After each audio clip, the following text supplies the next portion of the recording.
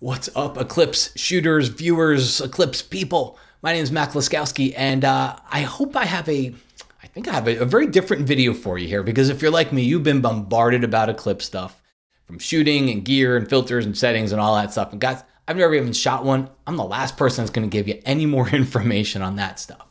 Where I thought I could help was the editing part of this. And if you're thinking, I haven't even shot it yet, why do I need to edit? I'm hoping you'll continue to watch this, because when you look at a photo like this is a composite that we do in Photoshop, and it involves some thought process ahead of time when you're shooting. So in addition to being technically prepared, which I'm figuring most of you are, I'm hoping that you're also creatively preparing for what do you want to do with the photo? What's your end result? What are you hoping to get from this?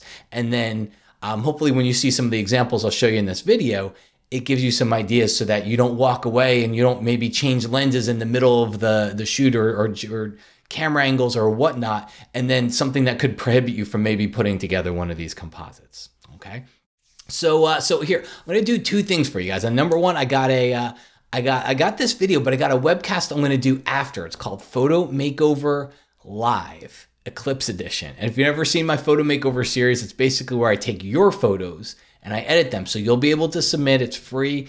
There's links in the description there. And if it's afterwards, there will be a link to the replay. But you'll be able to submit, and then I'll be able to go through. I'm not going to be able to get through all of them, but hopefully I can give you a good sampling of some of the stuff that we can do. All right. And then of course you got this video here. I encourage you to watch it. Maybe start to think a little bit creatively about what's coming up here. As far as the editing, there's basically three types that I see, three types of photos I see. It's not limited, but three main ones. There's the totality shot, just the total coverage. I'm not going to cover that here. I'll do that afterwards. And if you do shoot it, I hope you bracket it and maybe submit some of those, because there's some techniques we can do in addition to HDR to bring all those together. And then you've got that composite, where you get all the different phases. This is like the telephoto shot. You're zoomed way in, there's really no environment. And then there's an environmental shot where you get the different phases. This is an illustration. Probably not going to get that if you're shooting this in America, because the sun's going to be fairly high up in the sky. But I think creatively, I'm interested to see. I love what people do, and I think some people are going to come out with some really interesting environmental shots of this as well. Okay, so let's go ahead. I'm going to do a Lightroom Photoshop version, an On1 version, and an Affinity version. Again, all the links will be in the description there. So let's go ahead and dive into the computer part of this and do some editing here. And one of the first features we're going to see is under the File menu in Affinity is called New Stack. And that's going to help us out. It's going to save us some time here in a second, because the example that we want to do, and this is, I see this quite a bit, where the photographer has taken multiple phases of the eclipse. All right. Other than, I see this shot quite a bit too, just, one big photo of that. But then I see a lot of the different phases, and we want to composite these together into one image. So what we can do here is hop over to Affinity, go File, New Stack. It's going to open up this dialog box here. You just click Add, and then click on one image, and then shift click on the other one. And you can download these, by the way, on the website, just to if you wanted to follow along. But you just click on one, shift click on the other one. It selects all these images, and you just click Open. You'll see them all listed here. And the only other thing you got to do here is turn off that checkbox. You don't want to automatically align these photos, because it's going to do some weird warping and skewing and whatnot. So just leave that off, and then just click OK. So over in the Layers panel, you'll see we've got this little layer over here. If you expand it, just click that arrow. You're going to see all the different layers that we have that make this up. Now, here's what's interesting is if I go take this bottom layer over here and I try to take my move tool and move it over, notice we don't see anything, right? That's because it's hidden, because there's all these layers with black on top of it. So this is where the stack comes in, because you can see that there's a stack mode on the top here. And if I click that, that's that little symbol at the top. If I click on that, it gives me all these different stack modes. And as I hover over, I can see the different ones. So the one that's going to work here, it's basically going to drop out the black, is maximum. So I'm going to go click on maximum. And now what I can do is I'll go to that second layer there and I'll move that out. Now see, no matter where I put it, now I can see it inside of this little composite that we're building here. Now, to do this little other trick, we're gonna have to zoom out. So Command minus on the Mac or Control minus on a PC. And I wanna add some canvas space because I know I'm gonna need more room. So we can go to our crop tool and you'll see a little bounding box that goes around here. Just grab the left edge, drag it out, grab the right edge, drag it out, and hit enter or return. And now I've got some extra canvas space. The only trick is I'm gonna go over here and I'm gonna create a new layer. You can see it right at the top there.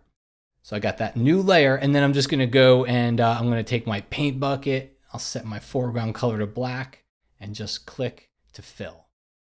And it's on top of everything, I'm just gonna drag it below the stack. So now I have a black background that I can work with, all right? No matter what I move, no matter where I move it, I know there's always gonna be black behind it.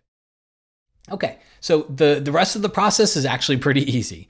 Go take your move tool, and we move this over here to the left. I hold down the shift key, it helps constrain it to be, so I don't go all over the place with it. So shift will help keep it. And I just start moving these guys over. So I move pretty fast here, but like so. There we go. We're not seeing number 6 yet. We're not gonna see number 7 until we pull that out. Number 8 is hidden behind there. Number 9 is hidden behind there. So we just keep pulling them out over here to the right. 2 more, 1.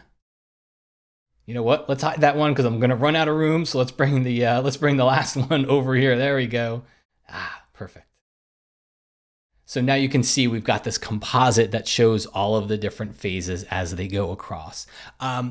Some people do different things with them. I see some people will make each layer, keep the main totality photo at the actual size here, and then make each one as it goes, this one becomes a little bit smaller.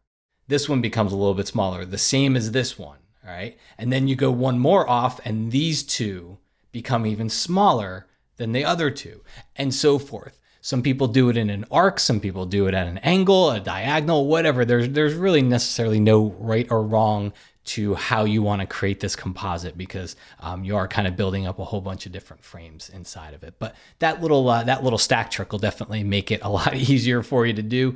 The last thing is I'll kind of give you a sneak peek. I am doing that free webinar.